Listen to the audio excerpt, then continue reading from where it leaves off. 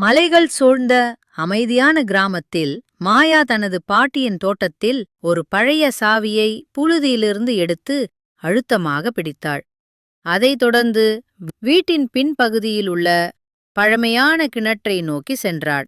அங்கே ஒரு கற்கள் ஆழத்தில் மறைந்திருந்த சாவிக்குழி இருந்தது. சாவியை அதன் மேல் சுற்றியவுடன் ஒரு சிறிய கல்லு கதவு திறந்தது. அதில் ஒரு மறைக்கப்பட்ட அடுக்கு தளத்தை மாயா கண்டாள்.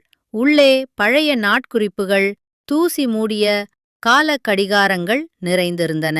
அவற்றுள் ஒன்றே மட்டும் டிக் டிக் என இயங்கிக் கொண்டிருந்தது. அந்த கடிகாரத்தின் உள்ளே அவளது சித்தப்பா சில ஆண்டுகளுக்கு முன் காணாமல் போனபோது எடுத்த படம் இருந்தது. அருகில் ஒரு குறிப்பு இருந்தது. நேரம் என்னை கடத்தியதில்லை, நீ வந்ததற்காகத்தான் நான் காத்திருந்தேன்.